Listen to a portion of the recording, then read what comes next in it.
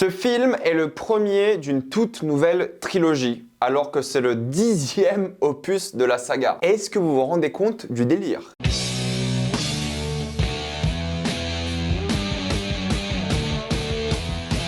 Fast 10. Comme d'habitude, jusqu'à la minute indiquée dans le titre de la vidéo, il n'y aura pas de spoilers, comme vous êtes tranquille, après on va tout spoiler. Fast 10 raconte l'histoire de Dominic Toretto et de sa famille qui sont appelés pour sauver la ville de Rome. Ils y vont en famille, sauf que malheureusement, les choses ne vont pas se passer comme prévu. Encore une fois, un synopsis assez mensonger pour pas trop en révéler, même si Fast and Furious, c'est pas la saga avec l'histoire la plus passionnante, et avec l'histoire où les personnages meurent et reviennent sans arrêt. Mais bref, voilà, c'était juste un synopsis pour pas spoiler les gens qui ont rien vu sur le film et qui veulent en savoir le moins possible. Avant de faire cette critique, comme d'habitude, j'aimerais remercier le partenaire officiel de cette vidéo, CyberGhost VPN et ses 38 millions d'utilisateurs et presque 5 sur 5 sur Trustpilot. CyberGhost est génial pour contourner la chronologie des médias. Un exemple tout bête, même deux exemples tout bêtes d'ailleurs, c'est Donjons et Dragons qui est déjà disponible partout dans le monde, sauf chez nous en France, sur Paramount+.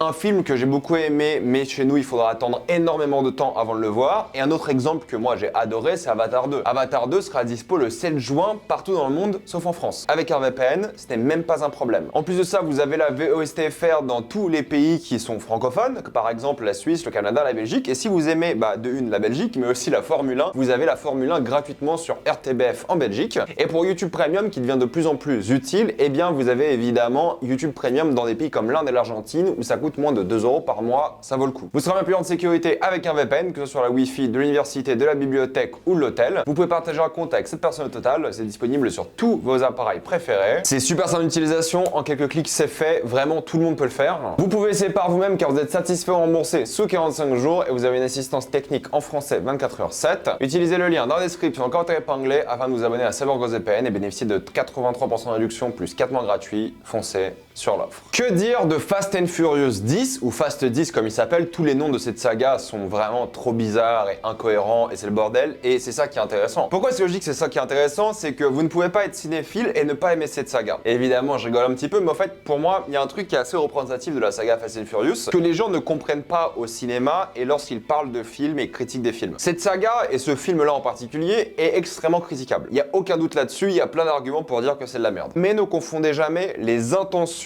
du film et des personnes qui ont fait le film et vos intentions à vous lorsque vous regardez un film. Et ça, c'est un truc que je dis constamment tout le temps parce que les gens, et moi aussi je le fais assez régulièrement d'ailleurs, c'est un vrai défaut, on fait des comparaisons sur des choses que où on voulait voir ou des choses qui sont pas dans ce que le film voulait faire. Et la saga Fast and Furious, c'est une saga que j'ai vue en intégralité et j'ai aucun souvenir d'aucun des films. Honnêtement, je déconne même pas, je les ai tous vus sérieusement, dont la majorité au cinéma, et je me rappelle de quasiment aucun des films. Il y a des personnages dans ce film-là, je sais même plus s'ils étaient vivants dans la saga, s'ils ont été ressuscités ou pas, s'ils étaient présents, si c'était la famille de d'autres personnages et tout, c'est le bordel. Sans déconner, c'est une saga, je me rappelle de quelques cascades, mais c'est tout. Même si j'en ai fait des vidéos sur la chaîne de ces films, je vous jure, j'ai aucun souvenir scénaristique de ces films. Peut-être je peux jouer au jeu de quels acteurs étaient présents dans les films, un peu comme le MCU, je peux vous dire si oui ou non un acteur était présent, mais plus que ça, je vous jure que je ne peux pas, alors que j'ai vu tous les films. Et ça, c'est le symptôme un peu de Fast and Furious, et c'est pas une mauvaise chose, parce que moi, je défends cette saga qui a carrément drifté depuis son début, sans mauvais jeu de mots, vers quelque chose de complètement fantasmagorique et presque super-héroïque aujourd'hui. Vous regardez Dominic Toretto dans ce film, je vais pas vous spoiler, mais il y a quand même une scène où le gars lève une voiture à une main. On est dans ce genre de film, en fait. Et c'est ça qu'il faut comprendre, c'est que Dominic Toretto est un super-héros. On en est là. Et oui, si vous allez réfléchir au film par rapport aux incohérences scénaristiques, par rapport aux facilités scénaristiques, il y a des choses, que ce soit par rapport à l'informatique, par rapport aux armes, aux véhicules, à la physique, à la gravité, qui sont tellement illogiques et impossibles et incompréhensibles que même les personnages de ce film en parlent. Même eux critiquent ces choses. Même eux font des blagues sur ça. On en est là. Il y a toute une scène dans le film où ils parlent du fait que des cascades de cette saga ne respectent pas les lois de la gravité. On est dans un film méta presque qui a compris ce qu'il était et qui a compris ce qu'il voulait être. Et si vous allez chercher de la logique dans tout ça, si vous allez chercher des grandes performances d'acteurs, si vous allez chercher tout ce qui fait d'un film dramatique ou un film d'action de manière générale un grand film, c'est normal que vous soyez déçus. Mais au bout du 10e film, moi j'ai envie de vous dire, qu'est-ce que vous foutez encore devant ces films si vous ne les aimez pas? Il y a un moment, au bout de 10 films, vous avez compris ce que vous allez voir. Je suis désolé, mais il faut être stupide pour aller voir un film comme Fast 10 et se plaindre qu'il ressemble trop au précédent. Vous savez ce que ce film va être. Ça va être des courses-poursuites en voiture extrêmement impressionnantes, dans la plupart des cas, qu'elle respecte ou pas la gravité, c'est pas important. Ce qui est important, et moi je le vois comme ça, cette saga de films, c'est que la grande majorité des cascades que vous voyez dans ces films-là en voiture, ils les ont fait dans la vraie vie. Et d'un point de vue cinématographique, c'est impressionnant. Oui, les cascades où ça défie les lois de la physique, là non, ils les ont pas fait. On est d'accord. Pour moi, cette saga de films et ce film-là en particulier, et d'ailleurs, je pense que toutes les critiques de tous les Fast peuvent être interchangeables. Vous le voyez pour l'humour complètement déjanté du film, non pas parce que le film essaie d'être drôle, mais parce que le film est kitsch et ringard, et c'est ça qui fait rire, et aussi parce qu'il est complètement fou dans la manière dont il essaie de se surpasser. Grosse critique que je préfère au film d'aujourd'hui, il ne s'est pas surpassé. J'ai trouvé d'autres films de cette saga plus impressionnants que celui-ci. Gros défaut pour moi, il n'a pas réussi à se surpasser. Est-ce qu'il a réussi à égaliser certaines scènes assez folles des précédents films? Ouais, pourquoi pas. Mais il a pas réussi à se surpasser, et ça c'est un peu dommage, c'est un peu décevant. Mais c'est pour ça que vous allez voir ces films, pour rigoler devant ces scènes, et aussi être impressionné, parce que ces choses-là sont dans la plupart des cas réelles. Vous voyez très bien un autre défaut peut-être, la différence entre les moments filmés avec des effets spéciaux et des effets pratiques. Et le mélange fonctionne plutôt bien, mais c'est surtout par rapport au décor. Il y a des moments où vous vous dites, au fait, oui, il y a un fond bleu ou dans une salle avec un volume ou des choses comme ça, mais c'est clairement pas la réalité. Mais les grandes scènes, c'est fait sur des vraies autoroutes, c'est fait à Rome,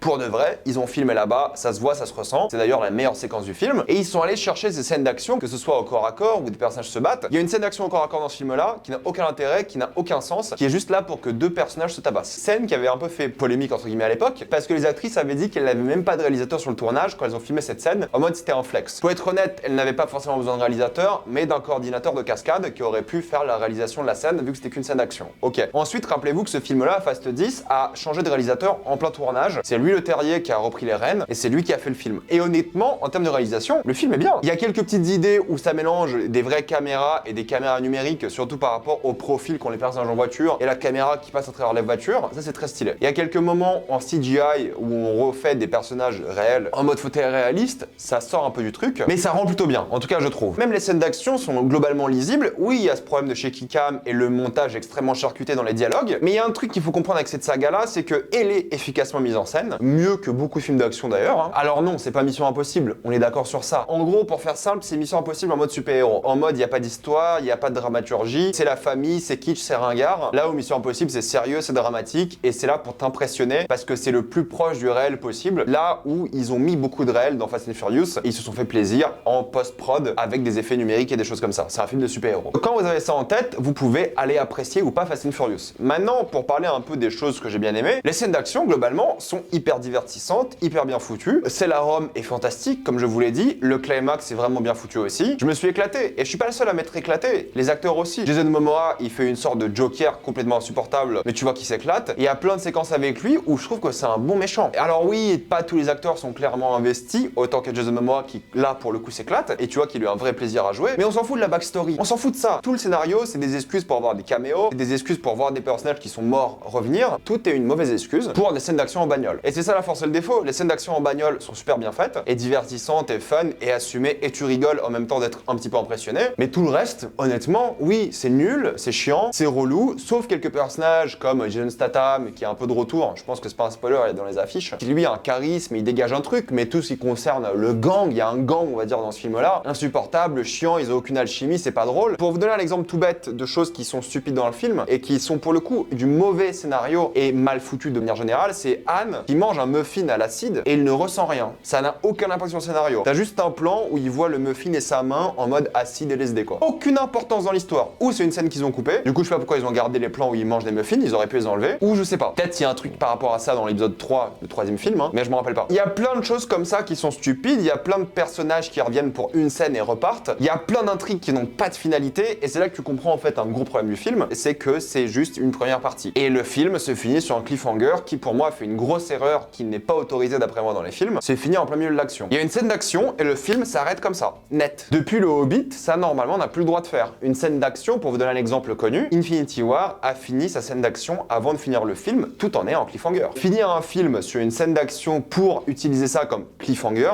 c'est de la merde. Je suis désolé, c'est juste une mauvaise chose. Vous arrêtez l'action dans un film. Un film n'est pas une série où t'attends la semaine prochaine ou l'année d'après. Et même les séries, elles arrêtent leurs actions. Le cliffhanger arrive après la fin de l'action. Là, c'est en plein milieu. C'est vraiment nul. Oui, les dialogues sont insupportables et pas rigolos, mais globalement, c'est 2h20. Et pour conclure, je ne me suis pas vraiment ennuyé. Oui, c'est globalement nul. Mais nous sommes d'accord que vous allez voir ces films parce qu'ils sont nuls et parce qu'en même temps, vous allez rigoler sur les super pouvoirs des gens, sur les lois de la physique, sur les courses en bagnole. Et c'est pour ça que vous allez voir ces films-là. Et si vous allez voir pour cette raison-là, vous allez être servi. Est-ce qu'il y a des déceptions? Et c'est peut-être l'un des moins bons de la saga? Ouais, parce qu'il y a un problème d'alchimie entre les personnages, l'acting est pas fou, on est d'accord sur ça. Et tu vois qu'il y a des gens qui sont pas impliqués alors que d'autres le sont un peu trop. Ça surjoue de fou, les dialogues sont horribles, il y a pas d'émotion, il y a pas de drame, il y a rien. On est d'accord sur ça. Mais est-ce que c'est un mauvais moment? Non. Est-ce que c'est un film à voir dans sa vie? Non plus. Est-ce que si vous aimez Fast and Furious, vous allez trouver ça ok? Oui. Est-ce que vous allez trouver ça meilleur que les autres? Sûrement pas. Est-ce que j'étais content de voir Reacher dans le film? Aussi. Regardez Reacher, c'est très sympa. Enfin bref, vous savez pour qui est ce genre de film. Je vais pas le critiquer plus que ça. Je trouve que c'est malhonnête, il y a des vrais défauts, il y a des vrais problèmes. Mais en vrai, on s'en fout un petit peu quoi. On est là pour voir des bagnoles faire vroom vroom. On est là pour voir des choses qui défient la physique. On est là pour rigoler un petit coup. C'est un bon moment quoi, voilà, sans plus. Est-ce que je vais m'en rappeler? Absolument pas. Mais vous allez pas détester non plus. Maintenant, on va rapidement passer en spoiler.